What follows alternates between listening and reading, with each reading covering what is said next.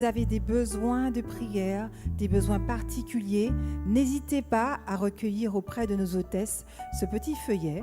Il y a une boîte également, vous pourrez glisser vos sujets à l'intérieur. Également, vous rappelez pour ceux qui viennent pour la première fois que vous pouvez trouver donc des toilettes au rez-de-chaussée. Il suffira juste de prendre les escaliers qui se trouvent sur ma gauche et descendre. Vous allez trouver, voilà, gauche, voilà. Vous trouverez donc des toilettes, des hommes tout d'abord et les femmes après. Voilà.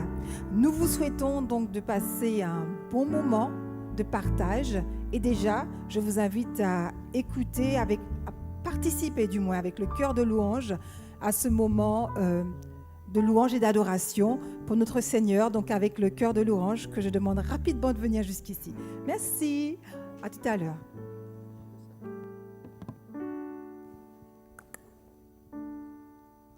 Alléluia.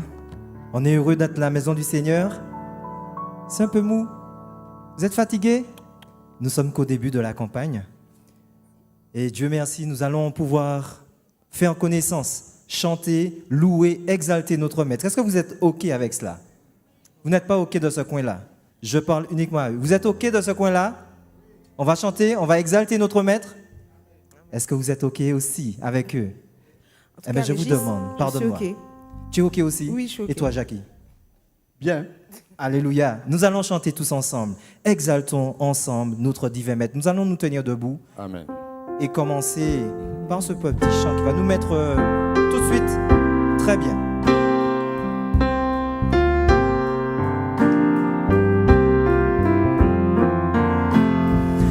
Exaltons notre divin Maître, dont l'amour ne saurait changer. Il nous est doux de le connaître et de le prendre pour berger. Louons tous ensemble. Louons, le Rédempteur, notre Seigneur victorieux. Il nous donna le vrai bonheur et nous bénit du haut des cieux. Dans le péché, dans l'ignorance, nous vivions sans foi, sans espoir. Mais il a vu notre souffrance et près de nous, il vint s'asseoir. Tout le monde ensemble. Louons, le Rédempteur, notre Seigneur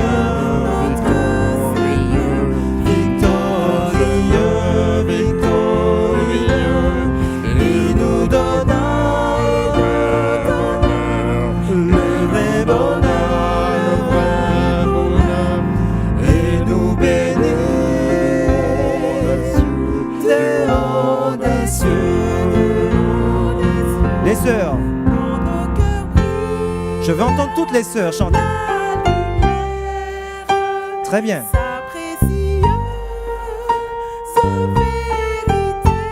Alléluia, on continue. Lui-même devint notre frère, le sauveur de l'humanité. Et nous chantons tous ensemble, louons. Ensemble. Le Rédempteur, notre Seigneur victorieux. Il nous donna le vrai bonheur et nous bénit du haut des cieux. Les frères avec nous. Désormais suis ensemble. Le sentier de l'ami divin, écoutons toujours sa voix sainte. Nous sommes dans le chemin. Tout le monde, louons, le Rédempteur, notre Seigneur, victorieux. Il nous donna les vrais bonheurs et nous bénit du haut des cieux.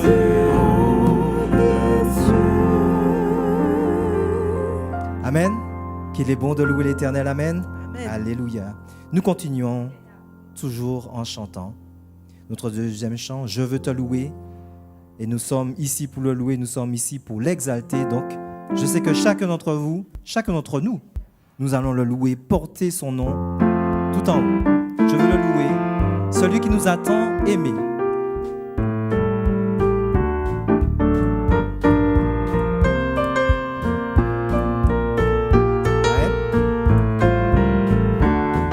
N'hésitez pas à frapper dans vos mains, c'est un jour de joie.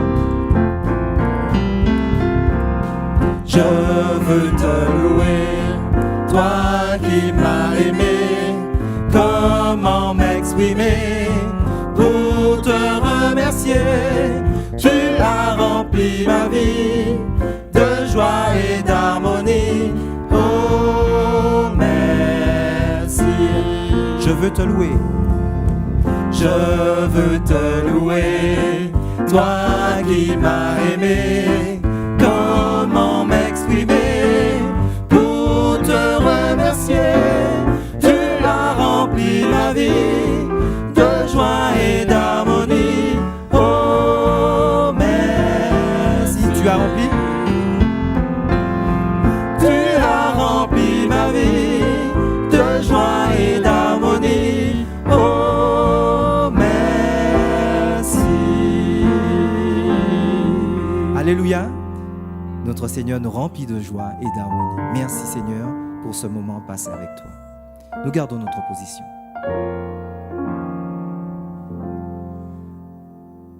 Nous nous inclinons pour la prière. Notre Seigneur et notre Dieu, nous te remercions, nous te louons et nous t'exaltons. Parce qu'après 5 jours, Seigneur, tu nous as parlé des événements qui se sont passés à la croix. Et nous sommes là encore afin que tu puisses nous révéler davantage, Seigneur. C'est pour cela que nous te demandons par ta grâce d'ouvrir notre intelligence, d'être avec nous, de nous remplir de ton Esprit Saint et de permettre que nous soyons attentifs à ce qui sera dit et surtout que nous puissions partager cet évangile autour de nous afin que ton nom soit glorifié. Merci de bénir ceux qui sont présents, ceux qui ne sont pas encore arrivés et ceux qui écoutent à travers le net, à travers les différents systèmes qui existent, Seigneur. Bénis-les aussi, afin qu'eux aussi soient enrichis par ta grâce. Fais-nous du bien, parce que tu béniras le prédicateur Frédéric Michel, qui parle de ta part, Seigneur. Oins-le de ton esprit, afin qu'il puisse nous édifier encore et encore. Que ton nom seul soit exalté, nous t'en prions, avec le pardon de nos fautes, au nom de notre Sauveur et Seigneur Jésus-Christ. Et pour la seule gloire de ton Saint-Nom. Amen.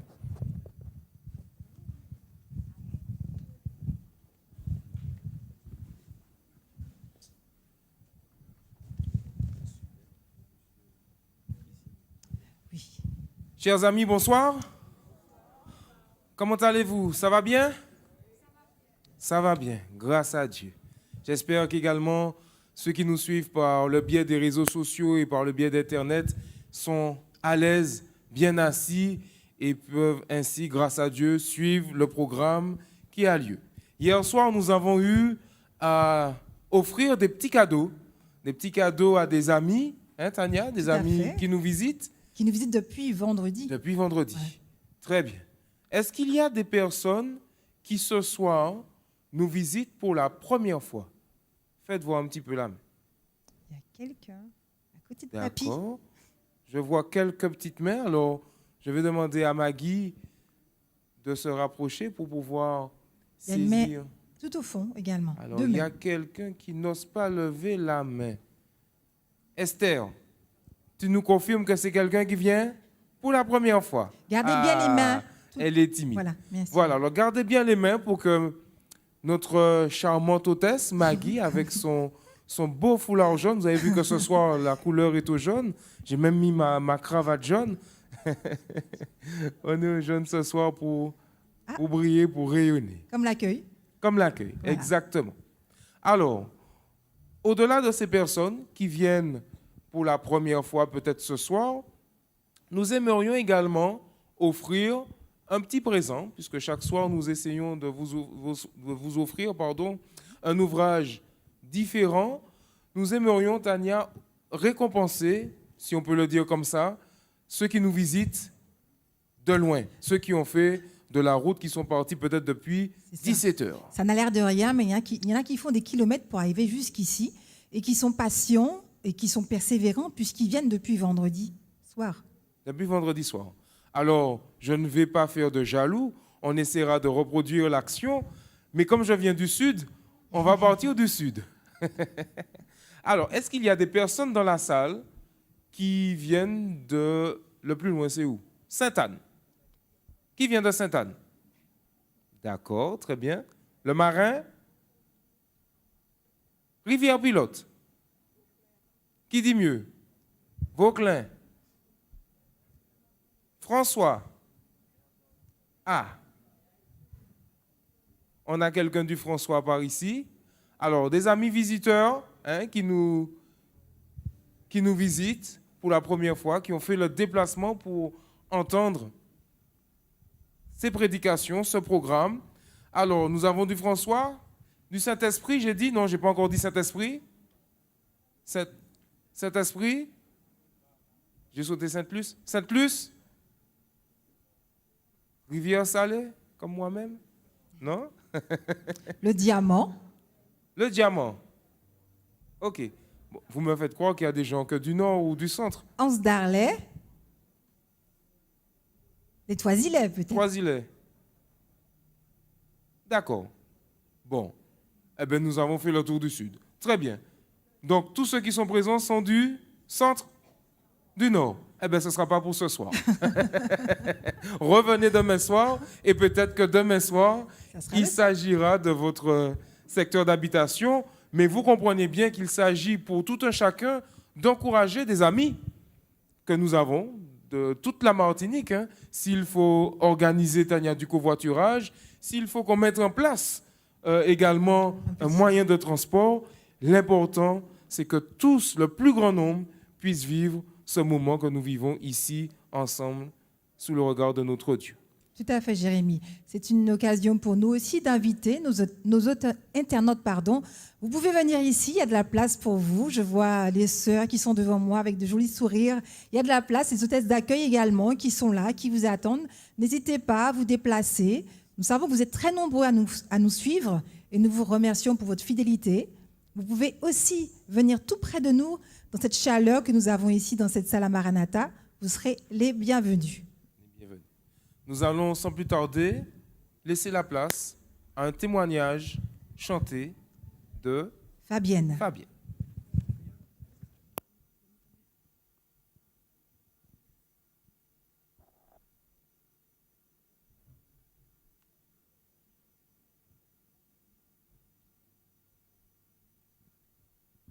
Le chant que je vous interprétais s'intitule Par amour. Qui pense que Dieu est mort par amour pour nous? Qui pense? Moi, j'ai la certitude qu'il est mort par amour pour moi. Je ne le méritais pas, mais il est mort pour moi.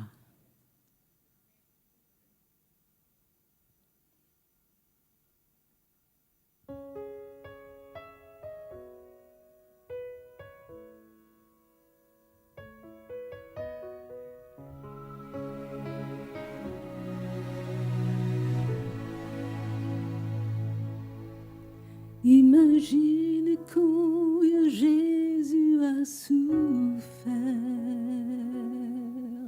Imagine son visage et son regard. Voyez l'être dans ses mains et dans ses pieds. Il fut maltraité, il fut rejeté, il était le roi et fut couronné. Mais la couronne était d'épines.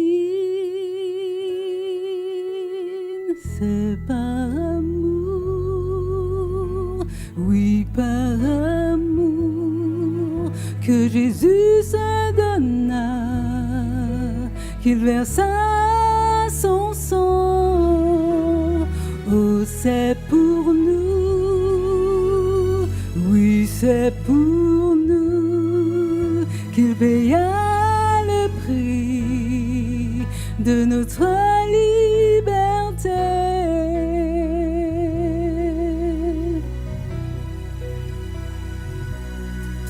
Je ne méritais pas tant de faveur. Je suis une pécheresse si pauvre, misérable. Au calvaire, mon Jésus se donna comme l'agneau de Dieu. Oh, le Fils de Dieu, ainsi il ôta toute faute et douleur. Et par ses meurtrissures, nous sommes sauvés. C'est par amour, oui, par amour, que Jésus se donna, qu'il versa son sang. Oh, c'est pour nous, oui, c'est pour nous, qu'il paya le prix de notre liberté. Ce sacrifice se fit en acceptant de mourir pour nous. C'est par amour, oui, par amour. Oh, c'est pour nous.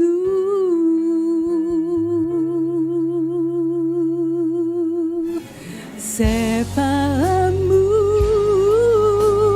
oui, par amour, que Jésus se donna, qu'il versa son sang.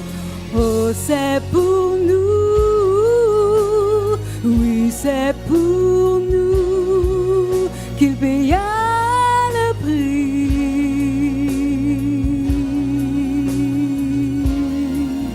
de notre liberté.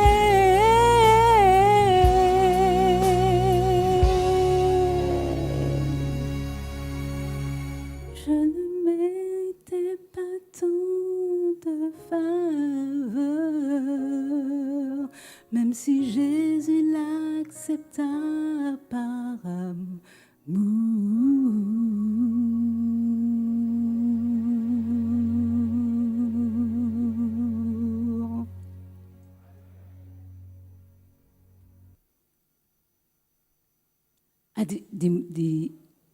Il y a des jours dans la vie qui sont très difficiles. Et on se demande des fois, est-ce que Dieu est à côté de nous?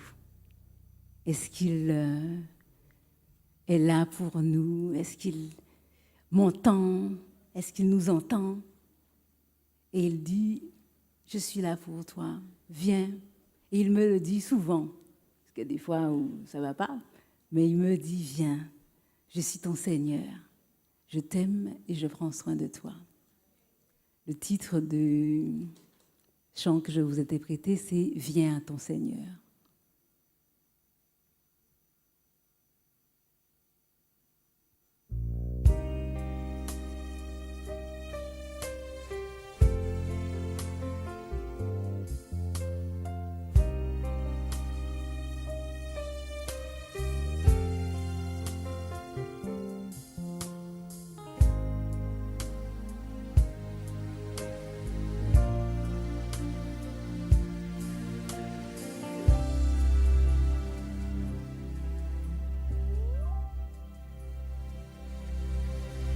Quand l'amour a disparu et que la douleur prend place, quand la nuit semble si noire, ne trouvant aucun espoir, si la tristesse t'envahit et que tu te sens perdu, ne trouvant pas la lueur du chemin du vrai bonheur, ton sentier est incertain, ne pouvant pas voir au loin, si tes amis ne savent plus avec certitude te dire, si ton ciel devient si sombre que tu es dans la pénombre et ton espoir est confondu dans le chagrin,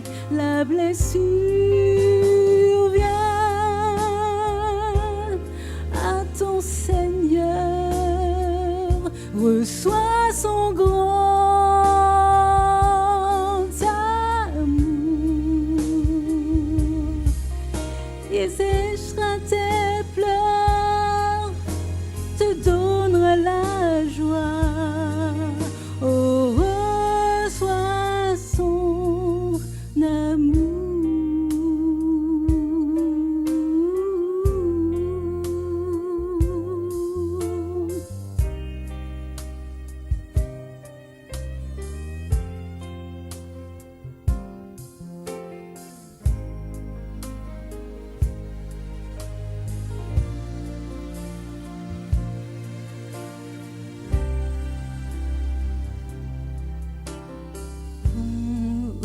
Aujourd'hui, c'est difficile à saisir. Tant de fois tu as perdu la volonté de vivre. Cette lumière dans tes yeux ne brille plus de mille feux. Dieu veut te donner la force pour faire face à ta douleur. Sa paix est très différente de ce que le monde offre. Aujourd'hui se révèle sa gloire, la certitude de trouver le chemin de la victoire, garantie à la croix, la chaleur de son amour, juste pour toi, en Jésus. Viens, attends qu'à Jésus, pour sa paix il te donne. Repose-moi toi maintenant dans ses bras d'aimant et reçois son amour.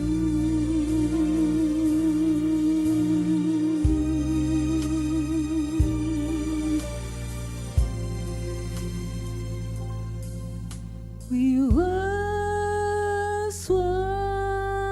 son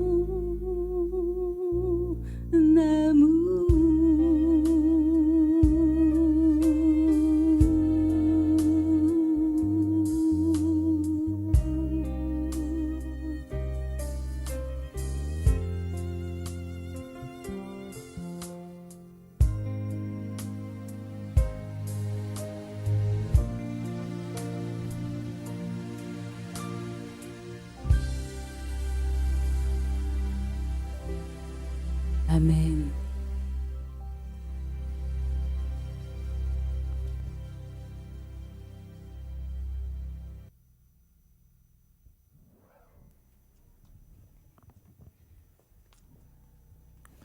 Nous allons tout de suite, chers amis, chers frères et sœurs, nous mettre debout et entonner notre chant thème, nous le connaissons bien maintenant.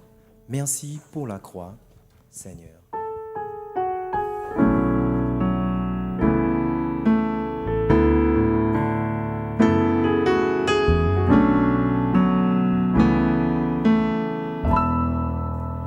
Merci pour la croix, Seigneur.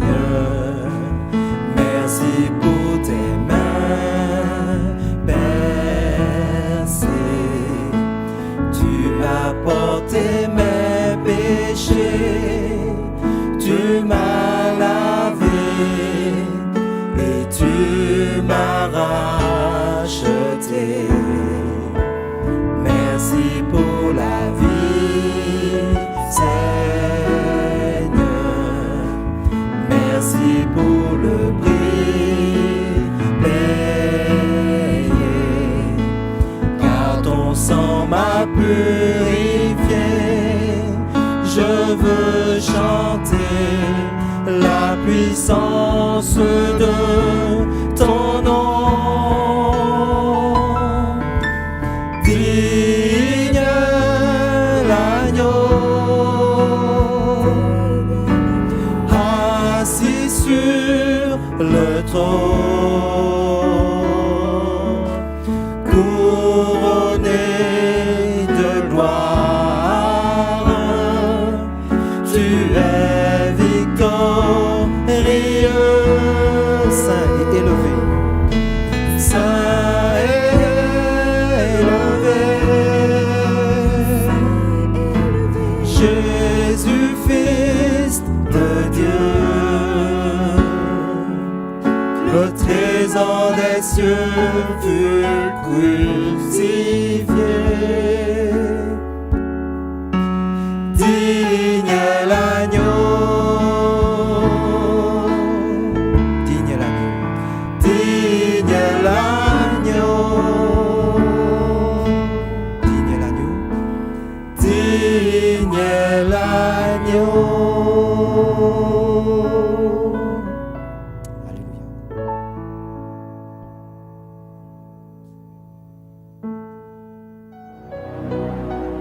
Qui dis-tu que je suis? Maître, Seigneur, Suis. Jéhovah, Yahvé, Jésus, le Fils Seigneur, du Dieu vivant, Jéhovah, l'agneau de Dieu, Jésus, entre le péché du Fils monde. du Dieu vivant, le Christ, L'agneau de Dieu, Mon amour entre péché pour du toi monde.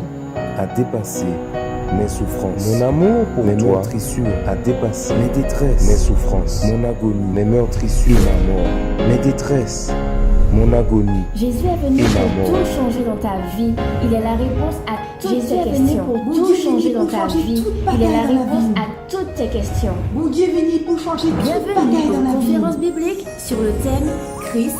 Bienvenue aux conférences bibliques sur le thème Christ au dimanche 3 novembre 2019 à partir de 18h45. 3 novembre 2019 à partir de 18h45. Frédéric Michel. Vous trouvez tout Et surtout, bonne écoute. Frédéric Michel. Et surtout, bonne écoute.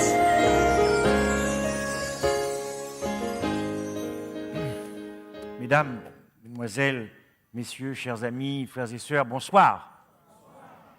Je ne vous ai pas entendu. Je ne vous ai toujours pas entendu. Ah, j'avais l'impression que la salle était vide. Bon, je voudrais peut-être, parce que je n'ai pas l'occasion, j'oublie à chaque fois, quand je suis déjà prêt pour parler du Christ, je voudrais saluer spécialement ceux qui nous écoutent sur Internet. C'est en direct, c'est ça, oui? Ok. Écoutez, vous avez un avantage sur moi, moi je ne vous vois pas. Mais vous, vous me voyez. Et mon petit souci, c'est que dans 15 jours, je repars en France et j'aimerais bien quand même vous voir. Alors écoutez, voilà ce que je vous propose. Venez nous voir demain soir, parce qu'on va rentrer là dans le scandale de la croix avec Christ serpent. Je pense que je vais avoir beaucoup de questions et peut-être même beaucoup d'interrogations. Il m'a fallu des années pour accepter l'intensité des réalités qui heurtaient ma chair de péché. Venez nombreux. Et puis, vendredi soir, nous parlerons de Christ agneau. Nous allons rentrer là dans Golgotha. Jusqu'à maintenant, nous avons essayé de tourner un peu en avançant, comme ça. J'avance petitement avec vous. Mais vraiment, vous n'allez pas regretter. Et puis comme ça, nous pourrons faire connaissance.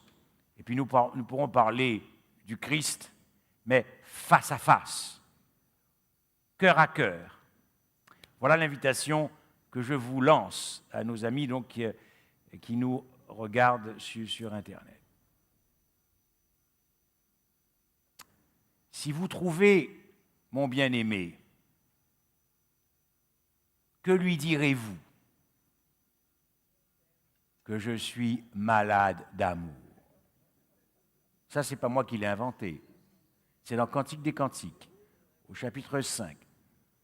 J'ai trouvé dans les Écritures que le meilleur livre qui parle de la justification par la foi est caché dans le Cantique des Cantiques.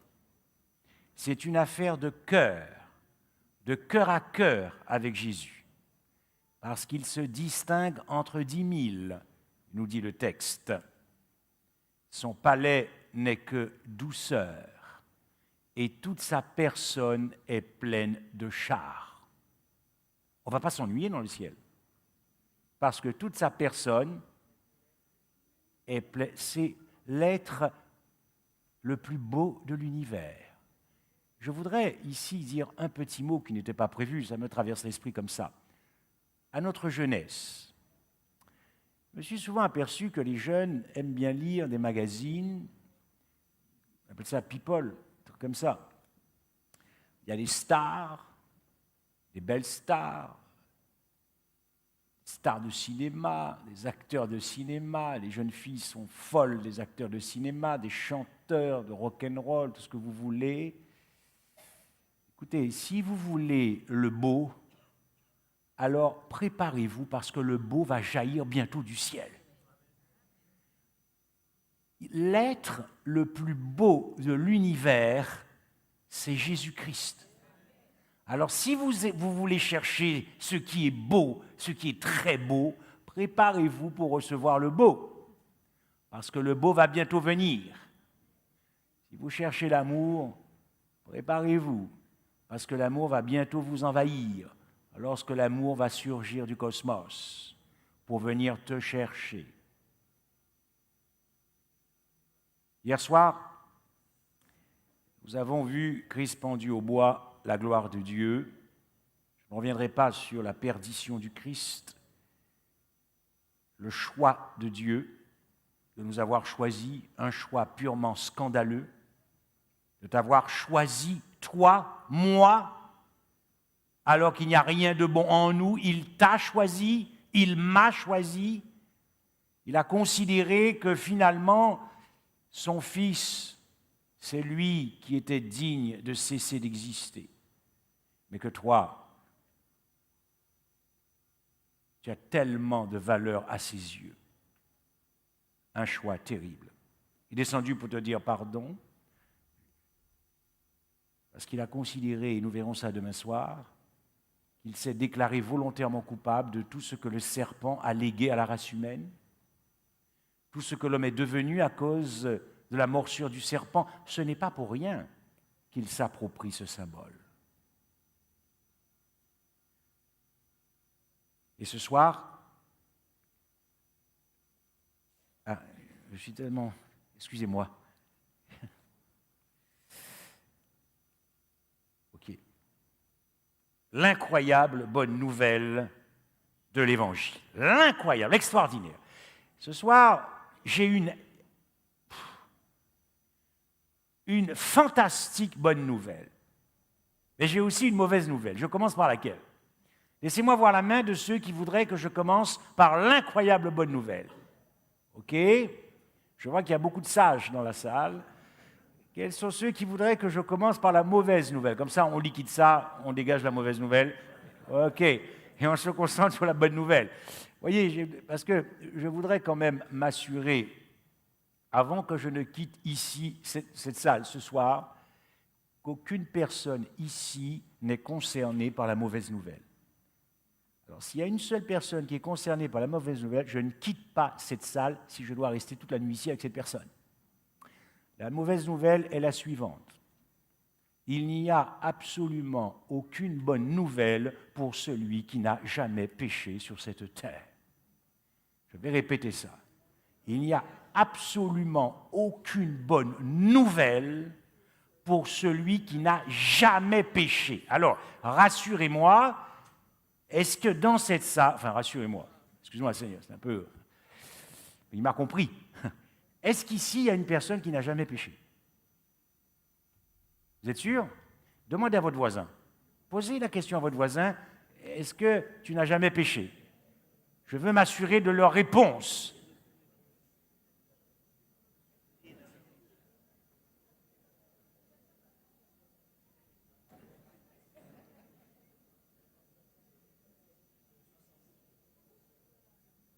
Ok, bon, je pense connaître la réponse. C'est dramatique. Néanmoins, c'est dramatique puisque nous avons tous été sous la domination du péché avant de connaître Jésus-Christ. Avant de connaître Jésus-Christ. Ça, c'est l'incroyable bonne nouvelle. L'Évangile n'est que pour des êtres comme nous, dans l'univers. Méchants, infréquentables, mauvais, au cœur dur, c'est pour toi. L'Évangile n'est que pour les pécheurs. Absolument que pour les pécheurs. Si Jésus-Christ est l'essence même de l'Évangile, la raison d'être de l'Évangile, la finalité de l'Évangile, c'est toi. C'est le pécheur. Voilà pourquoi Jésus est descendu pour se jeter dans tes bras et te dire, ne t'inquiète pas, ne t'inquiète pas. De toute éternité, ton futur a été écrit. Dieu a trouvé quelqu'un dans l'univers pour régler notre problème. Vous savez, il y a des gens qui me disent qu'ils se sentent tellement pécheurs que ce n'est pas pour eux. C'est précisément pour eux. Jésus, que pour toi. Il est descendu pour toi, en ta faveur, à cause de toi. Il a vécu une vie parfaite d'obéissance pour toi, en ta faveur et à cause de toi. Il est mort pour toi, en ta faveur et à cause de toi. Il a été enseveli pour toi, en ta faveur et à cause de toi. Il est ressuscité pour toi, en ta faveur et à cause de toi. Il est monté au ciel pour toi, en ta faveur et à cause de toi. Et il est assis dans les lieux célestes pour toi, en ta faveur et à cause de toi. C'est pour ça que comme il a déjà tout réglé pour toi et qu'il ne peut pas vivre sans toi, il va revenir te chercher. Écoutez, franchement, est-ce que vous connaissez sur cette terre une autre bonne nouvelle que ça?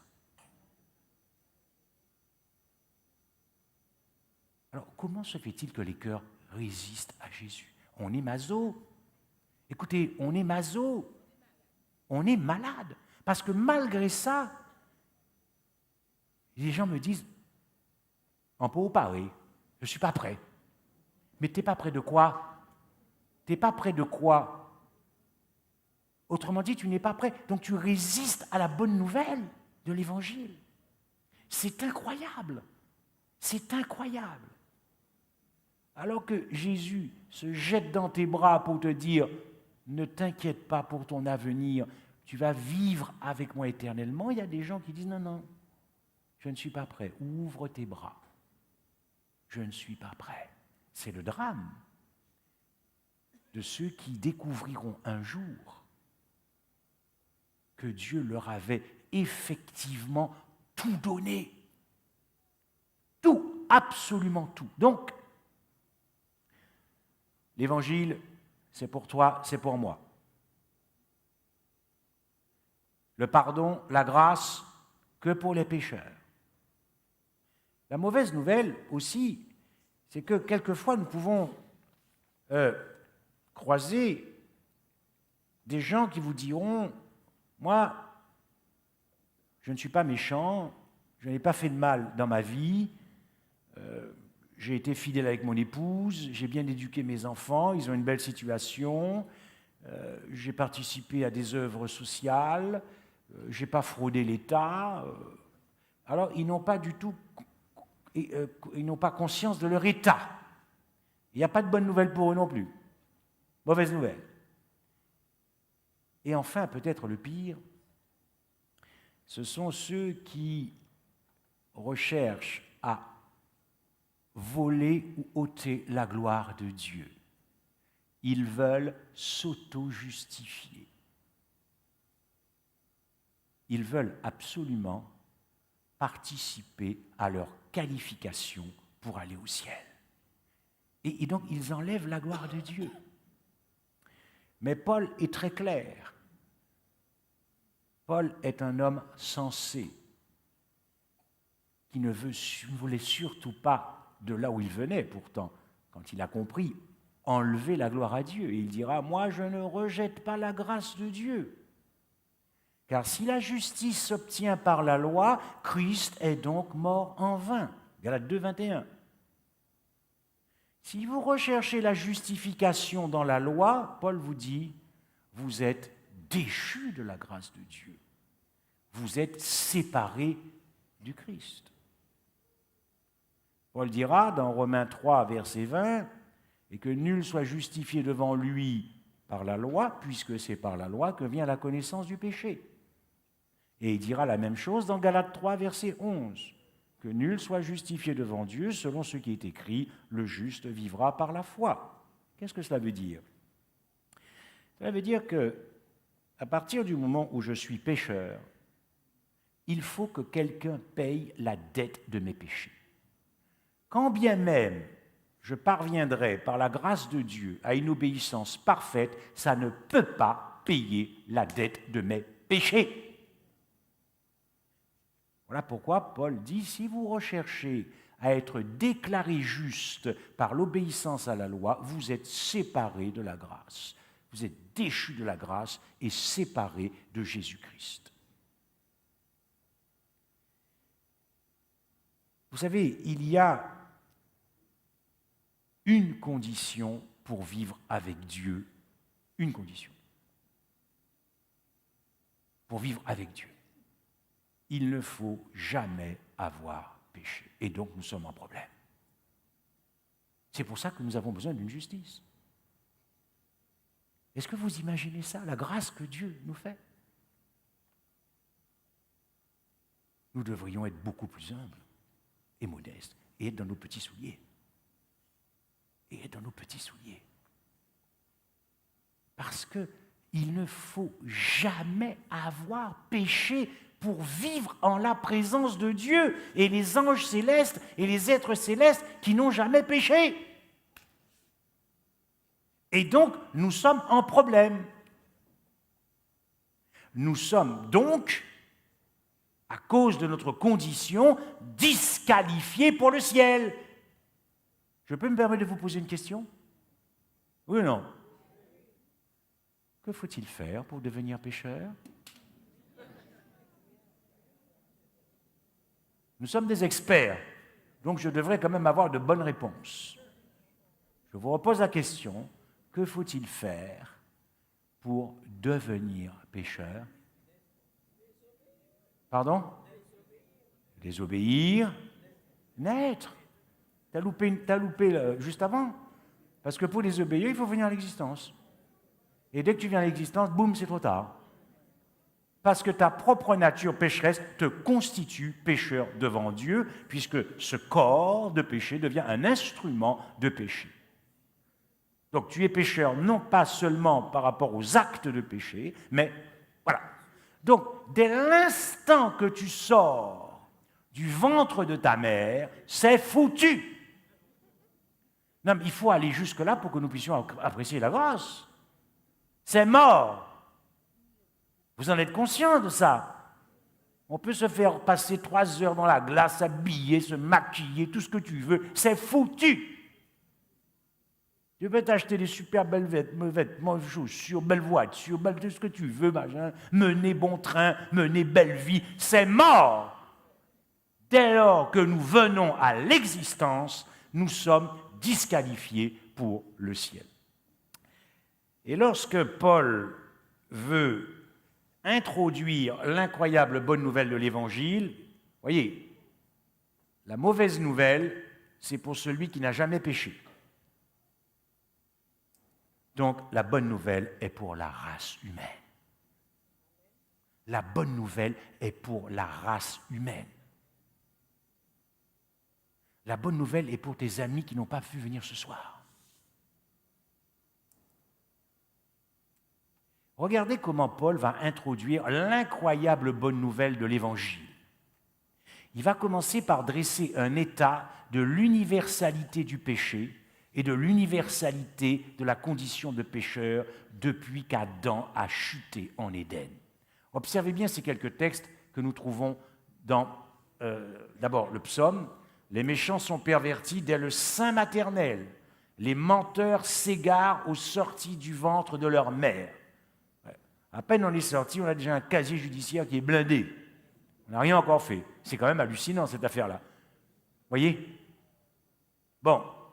C'est-à-dire, et le pire, c'est que quand nous prenons de l'âge, nous allons de récidive en récidive, de récidive en récidive, d'aggravation du pays, d'aggravation de la peine. Mais Jésus dit, ne t'inquiète pas, j'ai réglé ton problème. Ah, quel Dieu! Comment pouvez-vous résister à un tel Dieu? Oui. Je parle pour moi aussi, parce que je ne savais pas tout ça, et c'est peut-être pour ça que je suis parti dans le monde. Alors, Ecclésiaste verset 20. Non, il y a sur la terre point d'homme juste qui fasse le bien et qui ne pêche jamais. Psaume 143, verset 2. N'entre pas en jugement avec ton serviteur, car aucun vivant n'est juste devant toi. Psaume 51, verset 7. Voici, je suis né dans l'iniquité et ma mère m'a conçu dans le péché. Bon, maintenant nous arrivons à Paul. Paul introduit de Romains 1 jusqu'à Romains 3, verset 19, l'universalité du péché. Quelques extraits. Quoi donc? Sommes-nous tous plus excellents? Nullement, car nous avons déjà prouvé que tous, juifs et grecs, sont sous l'empire du péché, selon qu'il est écrit, il n'y a point de juste. Vous voyez, Paul, à l'époque où il écrit, il n'a que l'Ancien Testament. Donc il cite l'Ancien Testament, les versets que nous avons vus précédemment. Il n'y a point de juste, pas même un seul. Nul n'est intelligent, nul ne cherche Dieu. Tous sont égarés, tous sont pervertis. Il n'en est aucun qui fasse le bien, pas même un seul. Leur gosier est un sépulcre ouvert. Ils se servent de leur langue pour tromper. Ils ont sous leurs lèvres un venin d'aspic. Leur bouche est pleine de malédiction et d'amertume. Ils ont les pieds légers pour répandre le sang. La destruction et le malheur sont sur leur route. Ils ne connaissent pas le chemin de la paix. La crainte de Dieu n'est pas devant leurs yeux. Et pourtant, Dieu considère que tu es l'être le plus désirable. Il est fou, non, ce Dieu? Non? Vous êtes convaincus qu'il faut sacrément aimer, hein?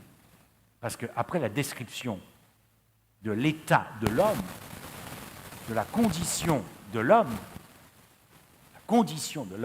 tu es, aux yeux de la divinité, l'être le plus irrésistible.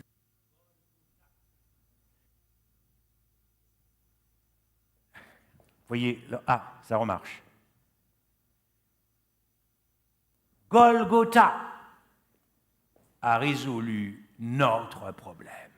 Et nous parlons si peu de la croix. C'est un truc que je ne comprends pas. Ou alors nous n'avons pas encore saisi quelle était la profondeur de notre condition. Vous saviez, si nous apprécions la croix, nous en parlerions à tout va. à fond la caisse, tout le temps et tout le temps. Nos conversations entre nous, nous parlerions que de la croix. Avez-vous vu 2 passionnés de football? Ils ne parlent que de football. Prenez 2 passionnés, prenez les politiciens. Ils ne savent faire que ça, parler de politique. N'est-ce pas? Bon. Mais nous sommes passionnés par qui? Par Jésus-Christ. Quels sont ceux qui voudraient vraiment devenir, tomber malades d'amour pour Jésus? Amen. Seigneur, tu auras du succès à la fin, plus qu'au début. C'est ça qui est extraordinaire. Donc, voilà notre état devant Dieu. Donc, la première condition, c'est foutu, on est disqualifié. Disqualifié pour le ciel et complètement qualifié pour aller dans la tombe. Complètement qualifié pour aller dans le tombeau. J'espère qu'il n'y a personne ici avec cette description qui a été faite, parce que l'Écriture ne ment pas. Nous sommes tous qualifiés pour aller dans la fosse, dans le tombeau. Nous étions tous qualifiés pour aller dans la fosse. Mais ça s'aggrave, ça s'aggrave. Parce que vous comprenez, dans ces conditions, la loi, elle ne peut que te condamner. Voilà pourquoi, si la loi te condamne, elle ne peut pas te condamner et en même temps te justifier. Lorsque vous avez un criminel qui comparaît devant la cour d'assises et qui reconnaît les faits, vous pensez que la loi va l'acquitter? Vous pensez que la cour, le magistrat, va l'acquitter, va l'innocenter alors qu'il a reconnu les faits? Pourquoi donc cherchez-vous à être justifié par une loi qui vous condamne? Elle vous a trouvé pécheur, c'est trop tard. Elle ne peut plus rien faire pour vous. C'est terminé. C'est ce que Paul veut nous dire ici. Mais l'Écriture a tout renfermé sous le péché. À partir de quand l'Écriture a tout renfermé sous le péché? Le jour où Dieu a promulgué sa loi au Sinaï pour que la race humaine soit légalement reconnue, juridiquement et pénalement coupable, selon le principe « nul n'est censé ignorer la loi ». Tant que la loi n'était pas promulguée, techniquement et juridiquement, nous étions pécheurs jusqu'à la loi, mais comme dit Paul, la loi n'est pas imputée, pardon, le péché n'est pas imputé quand voilà, il n'y a point de loi, au sens où il faut qu'elle soit promulguée. Prenez l'exemple du permis à points. Avant, ça roulait à fond la caisse, on ne vous enlevait pas les points. Il a bien fallu attendre un décret qui fixe les points, et ensuite, vous perdez vos points. D'accord? Bien. Donc aussi, car Dieu a renfermé tous les hommes dans la désobéissance, je reste juste sur la première partie du verset, ça s'est passé au Sinaï, pour la race humaine, pas que pour les Juifs. Or, puisque Paul le dit, or nous savons que tout ce que dit la loi, elle le dit pour tous ceux qui sont sous la loi. Il y a un glissement, les Juifs qui sont sous la loi, puis ça s'étend à tout le monde, afin que toute bouche, donc Juifs comme gentils, toute bouche soit fermée et que tout le monde soit reconnu coupable devant Dieu. Donc, c'est l'ennemi qui te pousse à chercher à t'auto-justifier.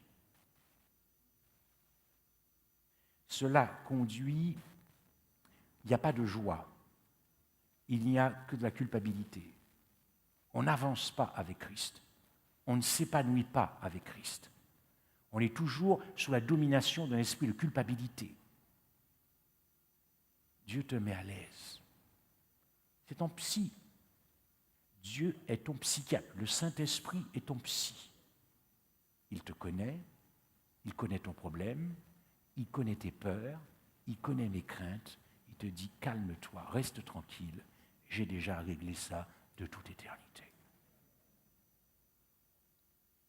Tu n'as plus qu'à sourire et dire, Seigneur,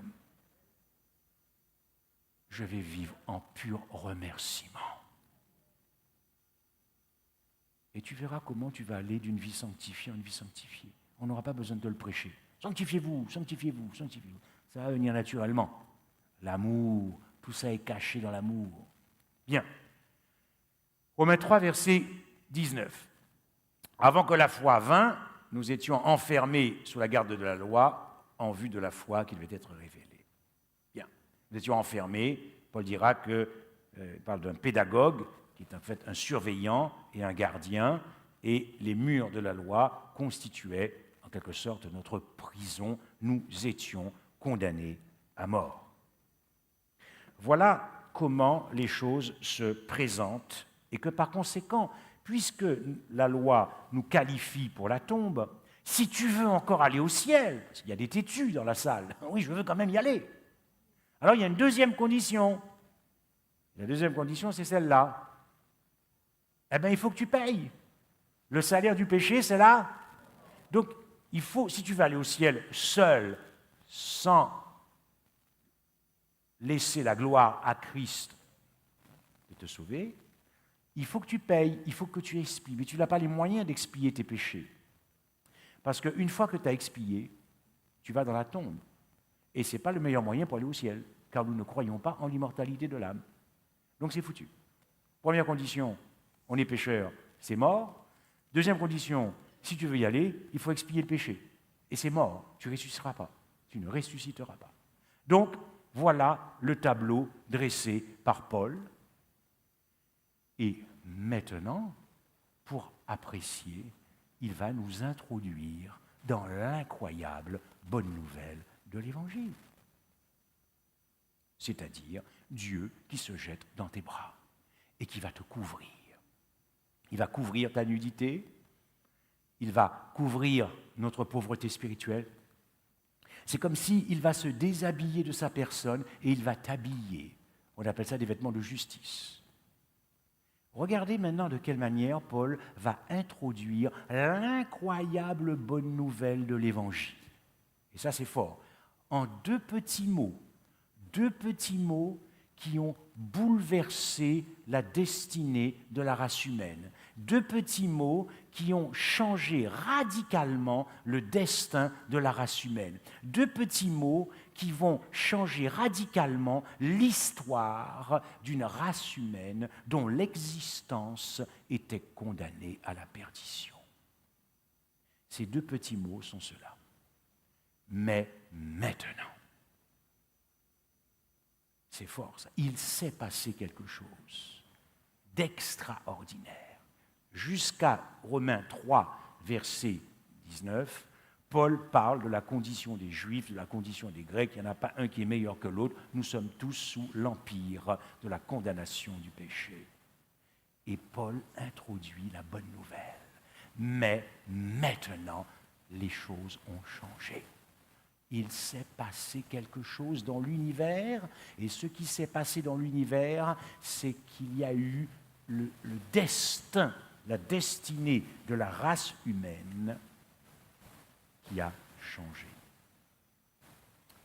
Malgré notre condition de pécheurs, malgré le fait que nous étions disqualifiés pour le ciel, malgré notre culpabilité, malgré le fait que nous ne puissions pas échapper à notre culpabilité, Dieu a trouvé dans l'univers une justice qui va nous donner le droit de vivre. Oh, non. C'est quand même mieux que de rester 3 heures devant la télévision, cette histoire-là. À moins que la télévision va vous donner le droit de vivre, j'en sais rien. Vous savez, maintenant, il ne faut plus s'étonner de rien. Wow, Seigneur. Nous avions perdu le droit de vivre, chers amis. Nous avions perdu le droit de vivre, mais maintenant, Dieu a trouvé dans l'univers une justice qui non seulement t'a permis de venir à l'existence, et la même justice qui te donne le droit de vivre éternellement. Mais tu peux rejeter l'amour. Mais je sais que dans ta vie, tu cherches l'amour. Donc, Christ finira par avoir plus de succès dans ta vie maintenant que dans le passé. Ça, c'est aussi bien pour les croyants que pour nos amis visiteurs. Dieu va trouver une justice qui va inverser notre condamnation en justification, qui va renverser notre condamnation en justification, qui va convertir notre condamnation en justification. Mais nous verrons que dans la suite des conférences, je préfère le verbe plutôt qui va surmonter notre condamnation en justification.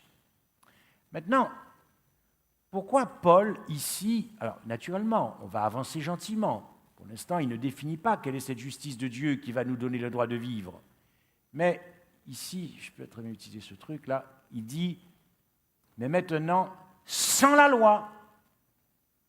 Alors nous avons beaucoup de chrétiens qui se sont dit, bon ben voilà, maintenant qu'il y a une justice qui va nous donner la vie, on peut bazarder la loi. Mais Paul n'a jamais bazardé la loi. Paul n'a jamais bazardé la loi de Dieu. Néanmoins, ici, il ne traite pas la question de l'obéissance à la loi, il traite la question que cette loi ne peut pas te donner la vie. C'est juste ce qu'il dit dans ce contexte-là. Autrement dit, Paul, n'en déplaise à certains, n'a jamais évacué la loi comme un cadavre qu'on évacuait par la porte de service. Pas du tout. Ce que Paul traite ici, c'est de savoir si la loi peut te déclarer juste. Paul te dit non, la loi ne peut pas te déclarer juste, elle t'a trouvé pécheur. C'est foutu, c'est fini, c'est trop tard. Il nous faut une autre justice. Voilà pourquoi Paul dira dans Galates 3, verset 21, s'il eût été donné une loi qui pût procurer la vie, la justice viendrait de la loi. Dans Genèse 2, verset 17, il est dit, le jour où tu en mangeras, tu... Et nous avons tous croqué de l'arbre de la connaissance du bien et du mal.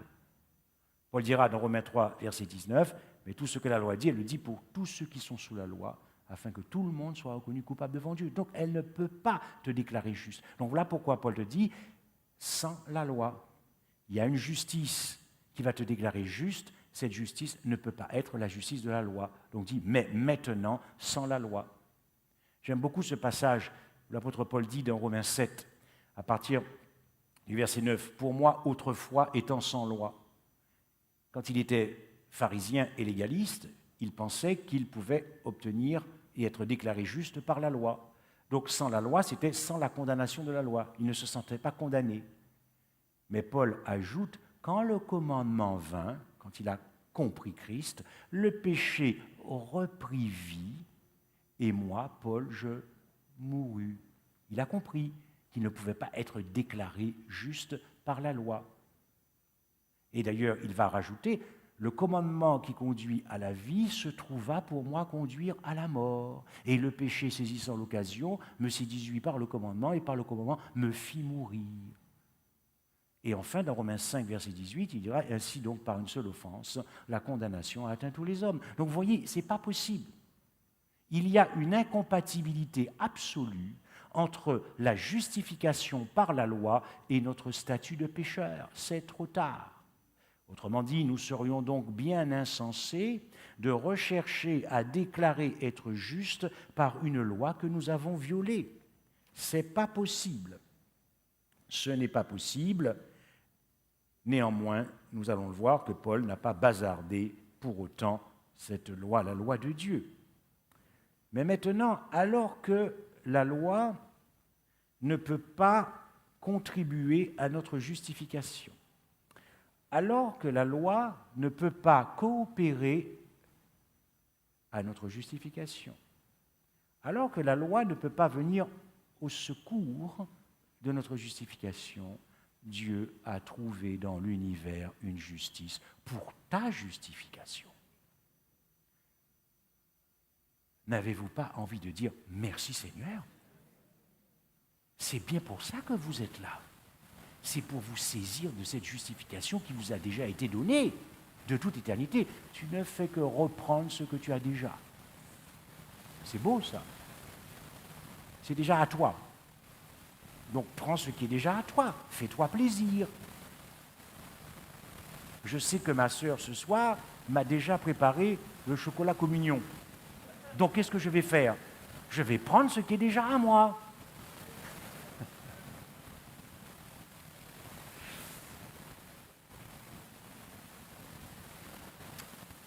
Alors que la loi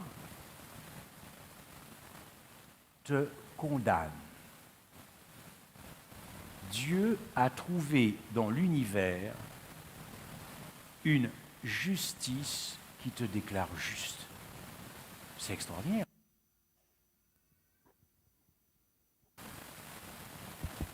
Je prends celui-là. Ça marche celui-là, hein? Ok, donc il faut couper là.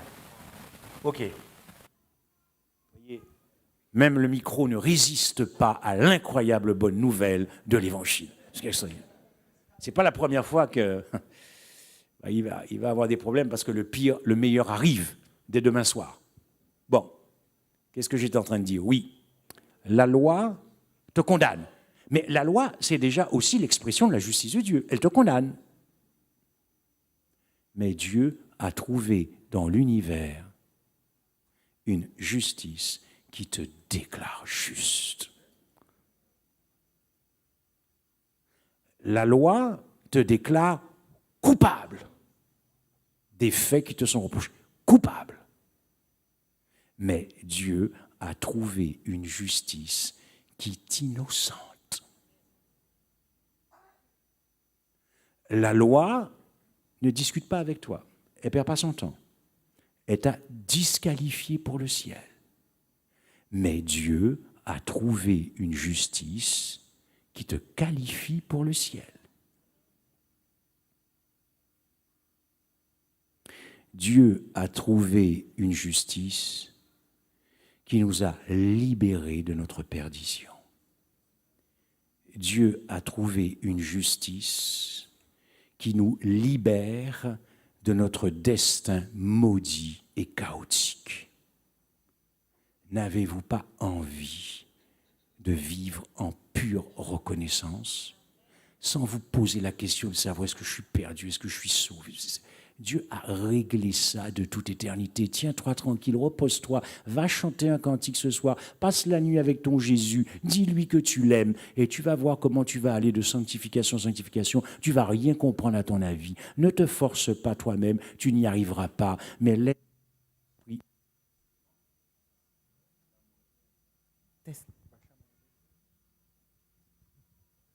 Bon, c'est bon? Peut-être l'ennemi qui n'est peut-être pas content ce soir. Mais Dieu triomphe toujours.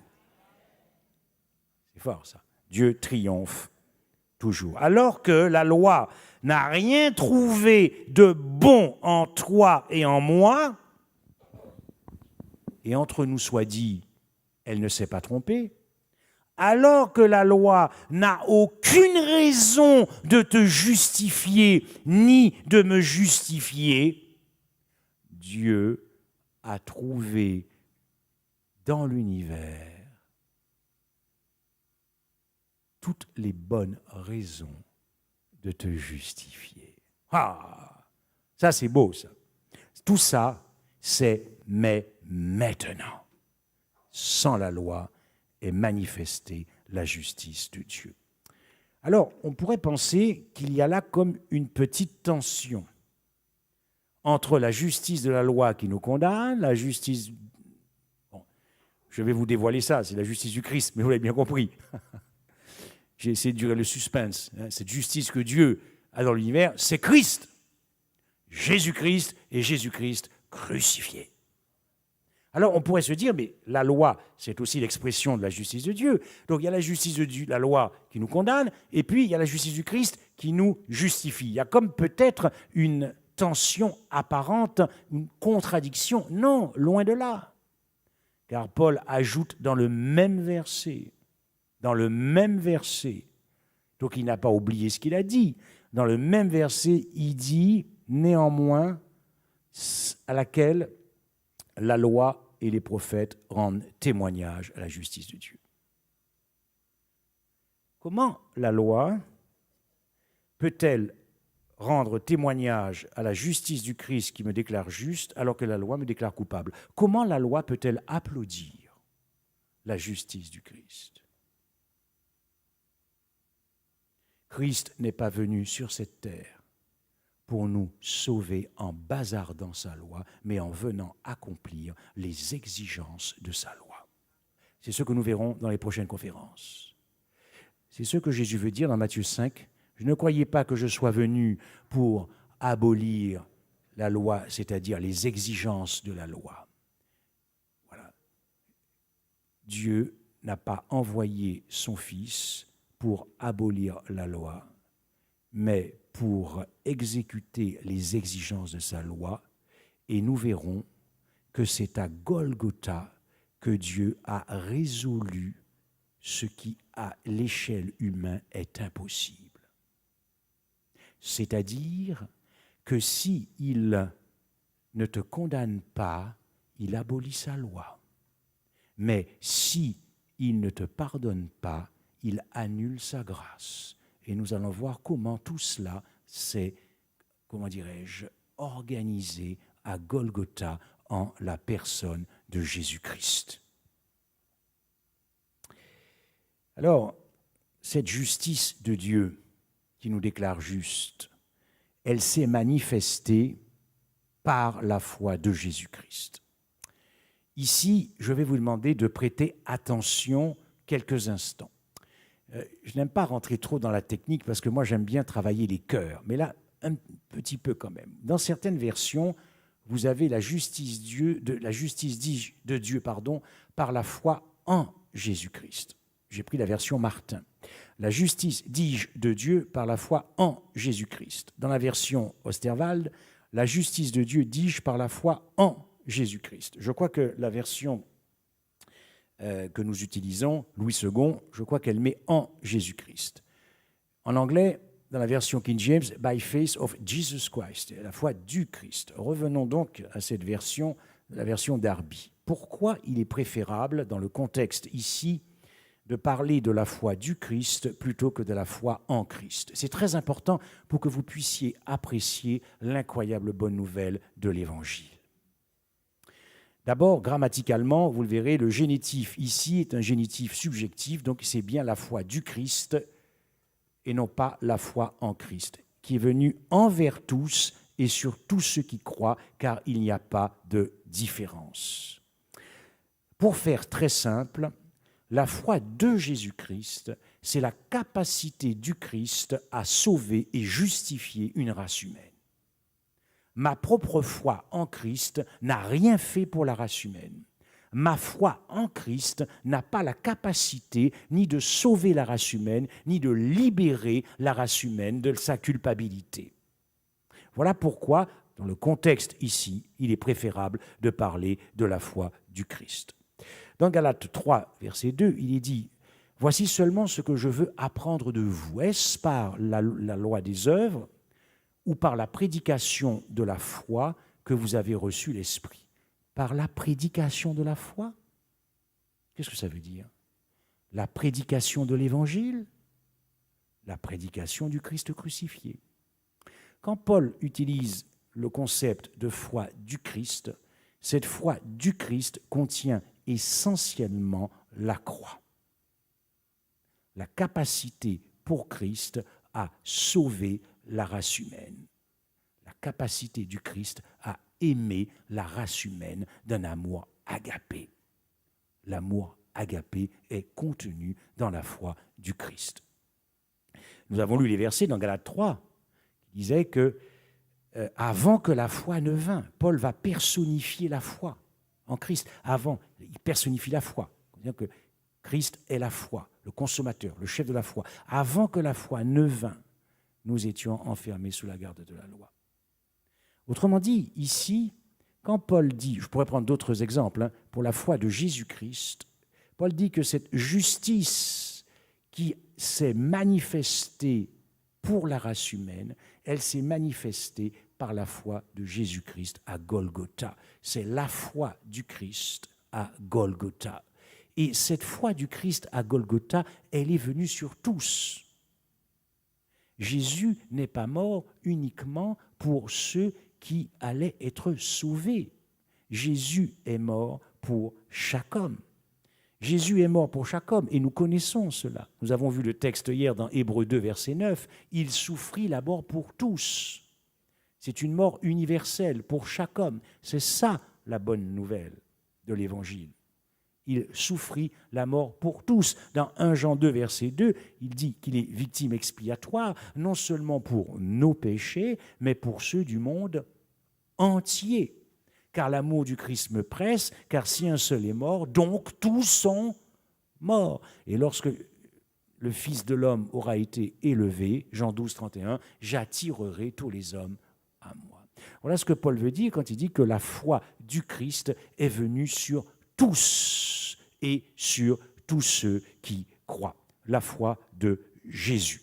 Voilà pourquoi Paul dira dans un autre passage, car tous ont péché et sont privés de la gloire de Dieu. Tous ont péché, mais cependant, tous ne seront pas perdus.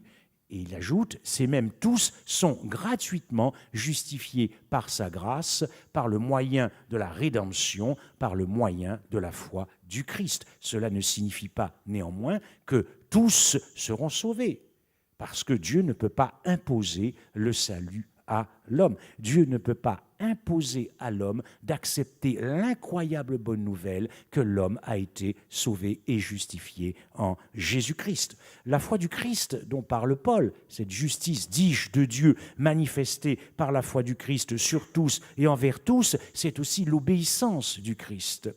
Et nous aurons l'occasion de travailler sur ce verset. Par la désobéissance d'un seul, Adam a rendu fautive la multitude. Ainsi, l'obéissance d'un seul justifie la multitude. Voilà l'incroyable bonne nouvelle, parce que dans sa mort, Christ paye la dette de nos péchés. C'était la première condition qui nous empêchait d'aller au ciel. Et puis, cette obéissance parfaite, c'est cadeau pour toi. Quand tu choisis Christ, il t'impute cette vie d'obéissance parfaite. Or, je vous ai dit que pour aller au ciel, il ne faut jamais avoir péché. Voilà pourquoi Dieu a trouvé une justice dans l'univers, Christ. Lorsqu'il t'impute cette justice, tu n'as donc jamais péché. Non seulement parce que le péché ne t'est pas imputé, et quand tu demandes pardon, il ne t'est pas imputé, et ainsi il ne peut pas impacter cette vie d'obéissance qui t'est imputée. Autrement dit, quand Dieu te regarde, tu n'as jamais, donc tu es qualifié pour le ciel. N'est-ce pas une bonne nouvelle, ça? Quoi donc? Pécherions-nous donc parce que nous sommes sous la grâce et non sous la loi? Loin de là. Nous tous qui sommes morts au péché, comment vivrions-nous dans le péché? Ne savez-vous pas que si vous êtes esclave de quelqu'un pour lui obéir, vous êtes esclave de celui à qui vous obéissez, soit du péché qui conduit à la mort, soit de l'obéissance qui conduit à la justice. Voilà l'incroyable bonne nouvelle. Pour revenir et conclure, entrer dans la conclusion sur la foi de Jésus, qui s'est manifestée à la croix pour tous. Misérable que je suis, qui me délivrera de ce corps, de cette mort? Misérable que je suis, qui me délivrera de ce corps, de cette mort? Le premier sens ici du corps de cette mort, c'est un corps qui est criblé de dettes, de péchés. La loi ne pouvait pas nous justifier parce qu'elle a trouvé en nous des millions et des millions et des millions de péchés. Christ a donc payé l'addition. Voilà ce qu'il est dit, c'est ainsi que le Fils de l'homme est venu, non pour être servi, mais pour servir et donner sa vie comme la rançon de plusieurs, en grec, c'est-à-dire tous. Donc, de toute éternité, Dieu avait réglé ton futur. Pourquoi? Parce que l'incroyable bonne nouvelle, c'est que devant Dieu, tes péchés ont été payés. Cash. Soldé. Donc, pour Dieu, il a pris ses responsabilités. Le péché ne peut plus te juger, te condamner et te punir. Si tu choisis Christ. Mais il a fait le boulot. Il a fait le boulot pour sécuriser ton avenir. Il a fait le travail dans la perdition. Et il ne t'a pas trahi. Parce que tu es l'être le plus aimé et qu'il ne peut pas vivre sans toi dans l'univers. Ce corps de péché signifie aussi être sous la condamnation de la mort. Mais Paul dira, mais maintenant, observez bien ce que nous avons vu dans Romains 3, 21, mais maintenant, sans la loi, est manifestée la justice de Dieu. Et dans Romains 8, verset 1, il n'y a donc maintenant aucune condamnation. Pourquoi ? Parce que dans la perdition, lorsqu'il fut pendu au bois, lorsqu'il était le seul, sans avocat, sans intercesseur, frappé par la colère de Dieu, ayant conscience qu'il n'existerait plus, il t'a libéré de la nécessité de mourir une seconde fois de la seconde mort. C'est ça l'incroyable bonne nouvelle de l'Évangile. Il t'a libéré de la nécessité de mourir une seconde fois de la mort éternelle. Misérable que je suis, qui me délivrera de ce corps de mort. Le troisième sens, c'est un corps qui est sous la domination la puissance de la domination de la mort. Qui te délivrera du tombeau? Qui te libérera des filets de la mort? Qui te libérera des liens du sépulcre? Qui te délivrera des torrents de la destruction? Qui te délivrera de cette existence perdue? Misérable que je suis, qui me délivrera de ce corps de péché? Jésus te répond ce soir. Je les racheterai de la puissance du séjour des morts et je les délivrerai de la mort. Incroyable bonne nouvelle de l'Évangile. Ici, il ne s'agit pas de la première mort qui est considérée comme un réveil, comme un sommeil. Pourquoi ? Si la première mort est un sommeil, c'est que nous allons tous nous réveiller. Mais attention, il faut choisir le bon timing. Il faut choisir le bon tempo du réveil. Car ceux qui se réveilleront quand Christ apparaîtra, là, c'est bon. Mais quand Christ vient, si vous ne vous réveillez pas, ce ne sera pas le bon réveil.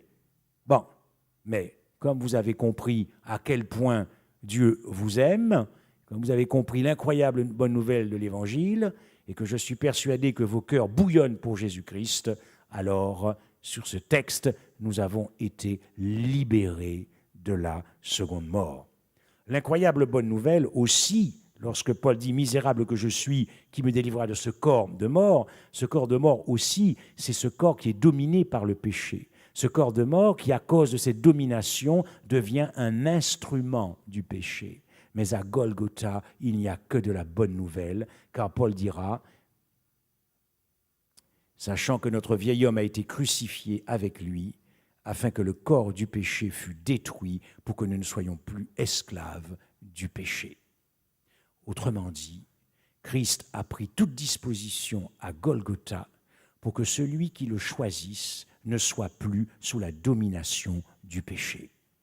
Et ça, c'est quand même la première bonne nouvelle incroyable d'être délivré du caractère des profondeurs de Satan.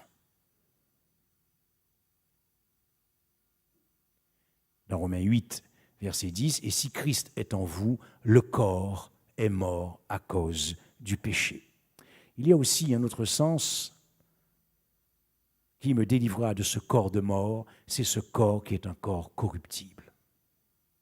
Voilà pourquoi Jésus-Christ est allé dans l'ensevelissement, ensevelir tout ce qui t'empêchait d'aller au ciel.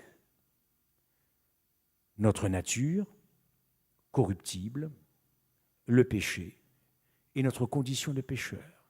Tout ça a été enseveli pour que absolument rien ne t'empêche de rejoindre Christ quand il viendra chercher son cœur,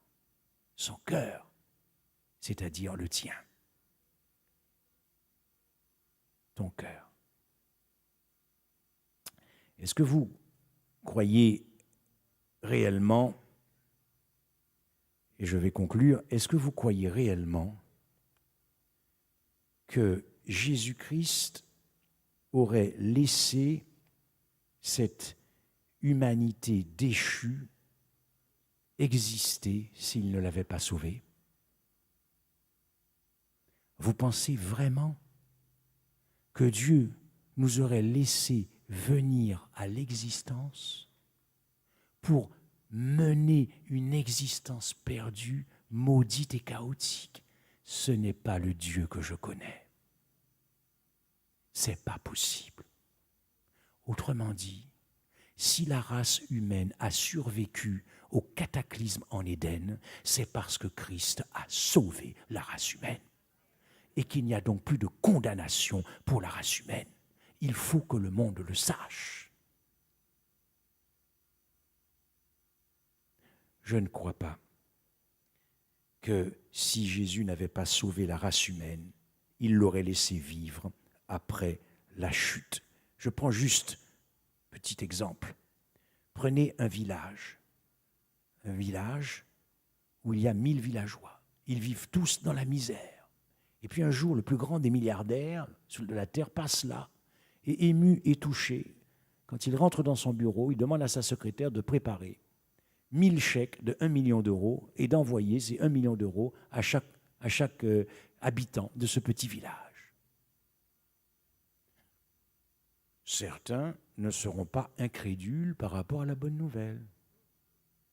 Et ils vont aller manu militari déposer le chèque pour combler le découvert. Avec 1 million d'euros, ils devraient s'en sortir. Mais la grande majorité des villageois ont pensé que c'était une farce. Et quand ils ont vu ça, ils ont déposé ça et puis terminé. Donc, ils n'ont pas profité des 1 million d'euros, mais c'était à eux. Beaucoup ne profiteront pas de la vie éternelle qui leur a été donnée. Ce n'est pas une offre, c'est pas une offre, c'est un don effectif. Parce qu'une offre, ça sous-entend que tant que tu n'as pas accepté, Jésus n'a rien fait pour ta vie, c'est pas ça. Il faut comprendre ce qui s'est passé à la croix. Jésus est mort pour chaque homme. Et son obéissance, c'est pour chaque homme. C'est cadeau, c'est un don. Il n'a pas attendu que tu acceptes. Puisque Paul dira lui-même que lorsque nous étions ennemis de Dieu, c'est-à-dire incroyants et non convertis, il nous avait déjà réconciliés par le sang de son Fils. Il n'y a pas d'offre avec Dieu. Parce que l'agapé ne cherche pas son intérêt. Il t'aime sans cause et sans raison. Donc, il ne va pas attendre que tu acceptes pour te sauver. Non, je ne crois pas que Dieu aurait laissé vivre tous les hommes sur cette terre pour mener juste leur existence perdue s'il ne les avait pas sauvés. Mais, et je vais terminer, la super bonne nouvelle, c'est que tout ce dont je viens de vous raconter dans les Écritures avait déjà été réglé de toute éternité dans le passé. C'est vertigineux, avant le commencement des temps. L'éternité du futur, on peut avoir une idée. Mais imaginez une seconde l'éternité du passé. Tu étais au cœur des préoccupations de Dieu. Wow. Tu connais quelqu'un qui t'a aimé comme ça? À supposer qu'il y ait quelqu'un qui soit fou amoureux de toi, ça dure 50 ans, le temps de son existence. Et puis c'est fini. Mais là, c'est de toute éternité. De toute éternité, Dieu ne pense qu'à toi. Dieu ne pense qu'à toi. Il te veut. Il te veut. Et c'est pour ça qu'il tarde à revenir. Parce qu'il sait que tu hésites. Mais il a foi en toi.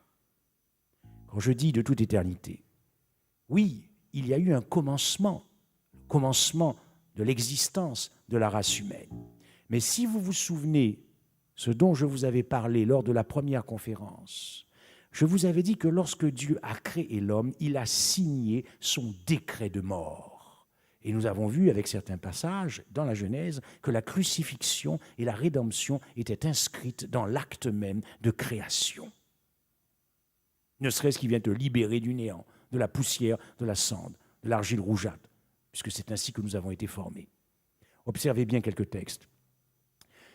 2 Timothée 1, verset 9, « Par la puissance de Dieu qui nous a sauvés et nous a adressé une sainte vocation, non à cause de nos œuvres, mais selon son propre dessein et selon la grâce qui nous a été donnée en Jésus-Christ avant les temps éternels. » Amen.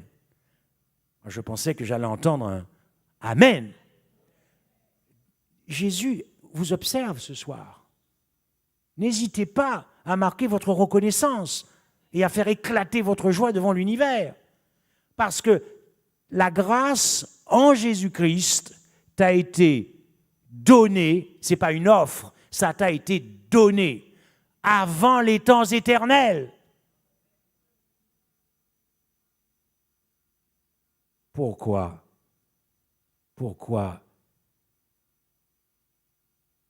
tu vis dans la crainte d'être perdu si tu marches sérieusement avec ton Seigneur?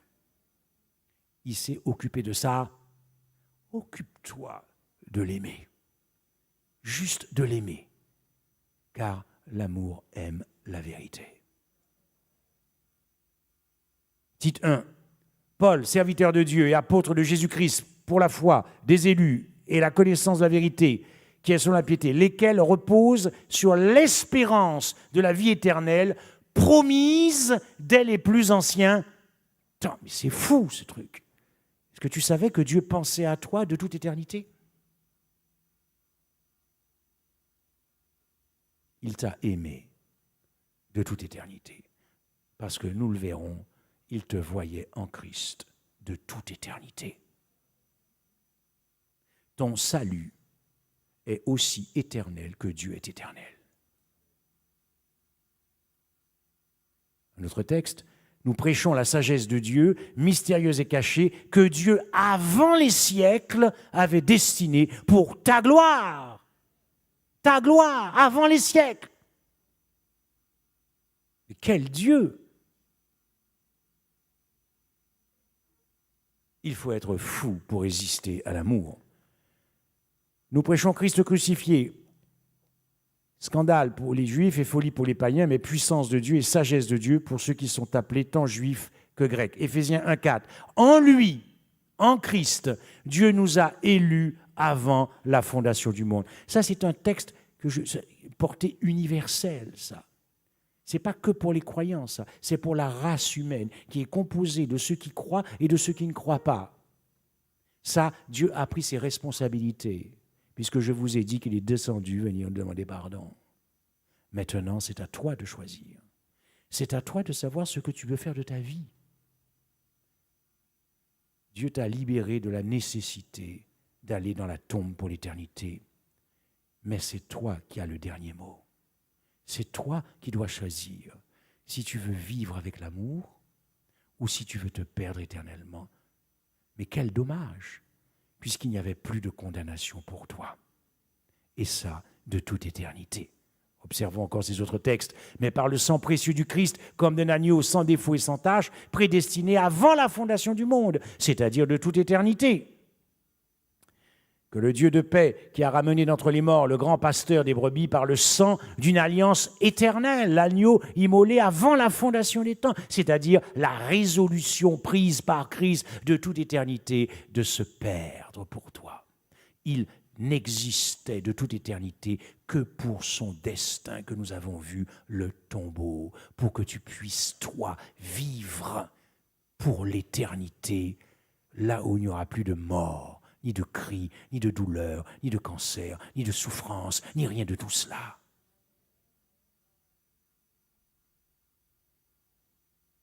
Cette alliance est appelée dans les Écritures l'alliance éternelle ou incroyable bonne nouvelle de l'Évangile, c'est la même chose. C'est-à-dire que cette alliance n'a jamais eu de commencement. C'est une alliance de paix par le sang du Christ qui est aussi éternelle que sa divinité est éternelle. La promesse de l'agneau, car le Fils de l'homme est venu sauver ceux qui étaient perdus. Ça, c'est la promesse de l'agneau au cœur de l'alliance éternelle. Au cœur de l'alliance éternelle, c'est la promesse du Messie, car le Fils de l'homme est venu non pour perdre les âmes des hommes, mais pour les sauver. Observez l'universalité du texte. Le texte ne dit pas qu'il est descendu pour venir sauver les croyants. Il dit qu'il est venu pour sauver les âmes des hommes, parce que je vous l'ai dit, l'évangile, ce n'est que pour les pécheurs. Promesse d'un Messie, promesse d'un sauveur, promesse d'un agneau. C'est ainsi que le Fils de l'homme est venu, non pour être servi, mais pour servir et donner sa vie comme la rançon de plusieurs. Ceux qui enseignent qu'il y aurait deux alliances, une ancienne alliance pour les Juifs dans l'Ancien Testament, où la justice pourrait s'obtenir par la loi, et une nouvelle alliance sous la grâce, n'ont pas compris l'Évangile. Il n'y a qu'une seule et même alliance. Elle est appelée dans les Écritures l'alliance éternelle, ou encore la nouvelle alliance. C'est la même, c'est la promesse de l'agneau. Aucun homme ayant vécu sur cette terre ne peut être sauvé autrement que par le sang de l'agneau. Toute tribu, toute nation, autrement dit, la question des alliances n'est pas une affaire d'époque, de chronologie ou de temps, une ancienne et une nouvelle. Non, il n'y a qu'une seule alliance, l'alliance de la grâce. Pour chaque tribu, chaque nation, chaque homme, chaque femme, chaque enfant, c'est le sang de l'agneau qui qualifiera chaque homme pour vivre au ciel. Parce que c'est lui qui a payé la dette des péchés de chaque homme. Et cette dette, elle a été payée, c'est marqué acquitté, cash, soldé. Il prit ensuite une coupe et après avoir rendu grâce, c'est le sang de l'alliance. Luc dira le sang, la nouvelle alliance, c'est le sang de l'alliance éternelle. Voyez-vous, lorsque les temps ont été accomplis, Dieu a envoyé son Fils, né d'une femme. Lorsque les anges qui avaient perdu Jésus, le roi du ciel, celui qui faisait leur joie, leur bonheur, l'avaient perdu pendant 8 ou 9 mois parce qu'il était dans le ventre de Marie, imaginez lorsque cet enfant est sorti des reins de sa mère. Ils ont vu le roi de l'univers, le propriétaire du cosmos. Ils ont vu Dieu bébé. Et vous savez ce qu'ils se sont dit? Le ciel n'avait jamais vu autant d'amour pour toi. Rien que pour toi. Quand ils ont vu ce bébé, c'est ce qu'ils se sont dit. Le ciel n'avait jamais vu autant d'amour pour toi. Le ciel n'avait jamais contemplé autant d'amour rien que pour toi. Le ciel n'a jamais aimé autant Dieu. Qu'en est-il de toi ce soir? C'est l'histoire d'un roi dans un pays. Tout se passe bien. Bonheur total, petit paradis. Et puis, un jour, le Premier ministre va se révolter. Coup d'État. Et dans son coup d'État, il va entraîner avec lui, dans la rébellion, il va entraîner tous les sujets du royaume. Le roi avait donc décidé de mettre à mort tous les sujets du royaume. Mais voici que le fils se présente, le fils du roi. Il lui dit, tu sais, j'ai une idée. Au lieu de les condamner à mort, voici ce que nous allons leur proposer. Nous allons leur proposer qu'ils financent leur vie. C'est-à-dire que pour qu'ils puissent vivre, il faudra qu'ils versent au royaume, à l'État, aux caisses du roi, il faudra qu'ils versent une forme d'impôt sur la vie et que chaque seconde qu'ils vivront, ils devront payer 10 euros. Alors, comme je suis nul en mathématiques, j'ai mis les chiffres. 10 euros par seconde. Jéricho, ça fait combien par minute?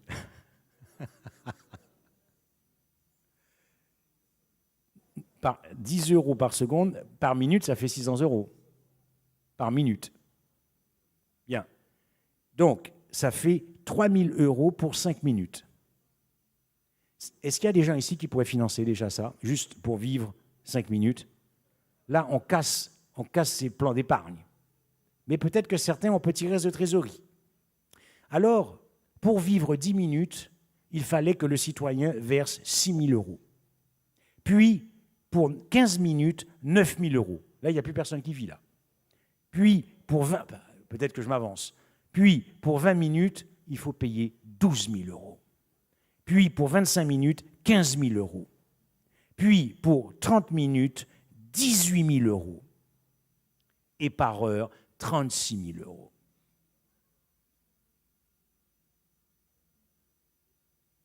Mais le fils avait une fiancée.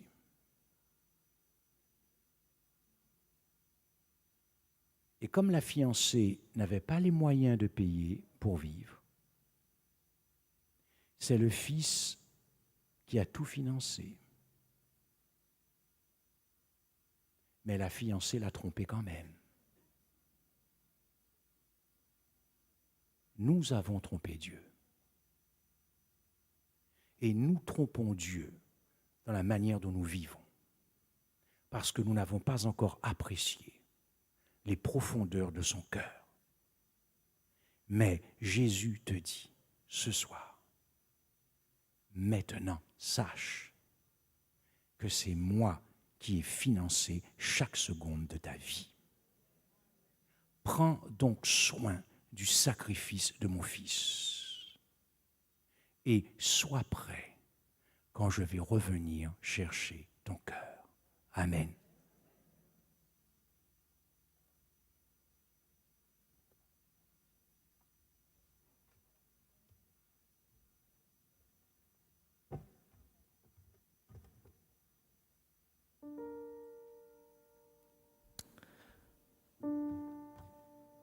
Est-ce que nous voulons chanter que Jésus, c'est notre Maître, notre Roi, et que nous venons à lui en ce soir? Voulons le chanter ensemble? Pouvons-nous tenir debout, chers frères et sœurs, chers amis?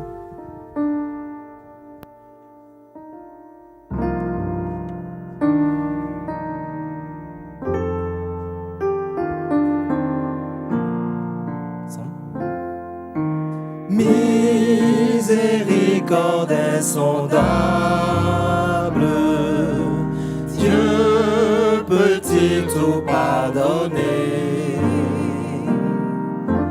Absoudre un si grand coupable et mes péchés oubliés.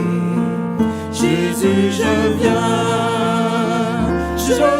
à toi, tel que je suis, je viens à toi. Jésus, je viens à toi, tel que je suis. Prends-moi. Longtemps j'ai loin de sa face provoqué son saint courroux, fermer son cœur à sa grâce, blesser le ciel devant tout. Oh Jésus, Jésus, je viens à toi. Je viens à toi. Oh, tel que je suis, tel que je suis, je viens à toi. Jésus, je viens à toi, tel que je suis. Prends-moi.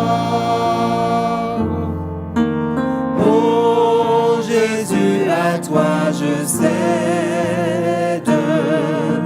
Je veux être libéré de tout péché qui m'obsède. Elle m'a jamais délivré. Ensemble tout le monde. Jésus, je viens à toi, tel que je suis, je viens à toi. Jésus, je viens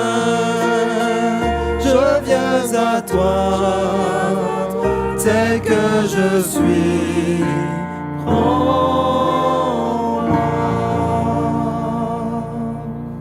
Alléluia. Et nous clôturons avec notre chantème.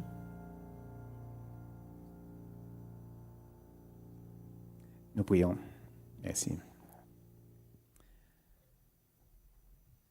Notre Père qui est dans les cieux, nous voudrions te remercier d'exaucer toutes les prières secrètes qui sont montées vers toi pendant cette présentation. Nous te demandons, Dieu, de nous pardonner nos imperfections, nos errements, et permets que désormais, nous ne vivions que pour Jésus, que par Jésus et qu'avec Jésus. Permets que cet amour rayonne dans nos cœurs et que jour après jour, nous marchions sur la terre, certes, mais les yeux toujours fixés sur notre Jésus. Amen. Amen. Merci.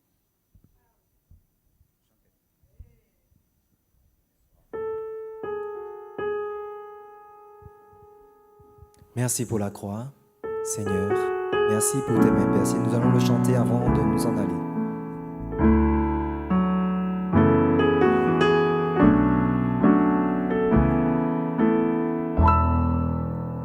Merci pour la croix, Seigneur. Merci pour tes mains percées. Tu as porté mes péchés, tu m'as lavé et tu m'as racheté. Merci pour la vie, Seigneur. Merci pour le prix payé, car ton sang m'a purifié. Je veux chanter la puissance de ton nom. Digne l'agneau. Digne l'agneau, assis sur le trône, couronné de gloire, tu es victorieux.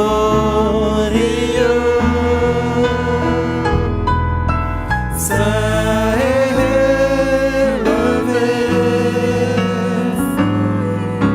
Jésus, Fils de Dieu, le trésor des cieux fut crucifié. Digne l'agneau, Digne l'agneau. digne l'agneau, digne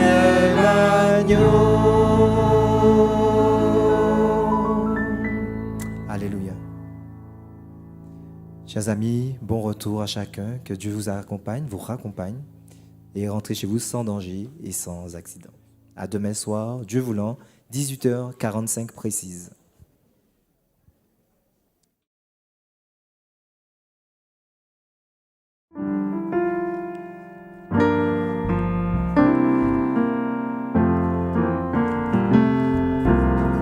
Je veux te louer, toi qui m'as aimé, Comment m'exprimer pour te remercier?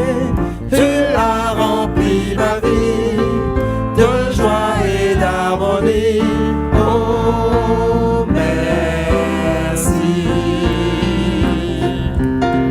Je veux te louer, toi qui m'as aimé. Comment m'exprimer pour te remercier? Tu as rempli ma vie de joie et d'harmonie. Oh, merci. Je veux te louer, toi qui m'as aimé. Comment m'exprimer pour te remercier? Tu as rempli ma vie de joie et d'harmonie. Oh, merci. Tu as rempli ma vie. Tu as rempli ma vie de joie et d'harmonie. Oh, merci. Tu as rempli. Tu as rempli ma vie de joie et d'harmonie. Oh, merci. Oh, merci. Oh, merci. Encore une fois. Oh, merci. Alléluia. Amen. Bonne soirée à tout le monde. Bonne soirée.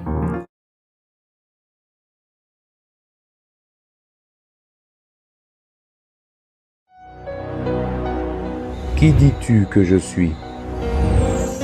Maître, Seigneur, Jéhovah, Yahweh, Jésus, le Fils du Dieu vivant. le Christ, l'agneau de Dieu qui ôte le péché du monde. Mon amour pour toi a dépassé mes souffrances, mes meurtrissures, mes détresses, mon agonie et ma mort. Jésus est venu pour tout changer dans ta vie. Il est la réponse à toutes tes questions. Bon Dieu venu pour changer toute bagaille dans la vie. Bienvenue aux conférences bibliques sur le thème Christ pendu au bois. Du vendredi 18 octobre Au dimanche 3 novembre 2019 à partir de 18h45. Mesdames et messieurs, retrouvez tout de suite votre conférencier Frédéric Michel. et surtout, bonne écoute.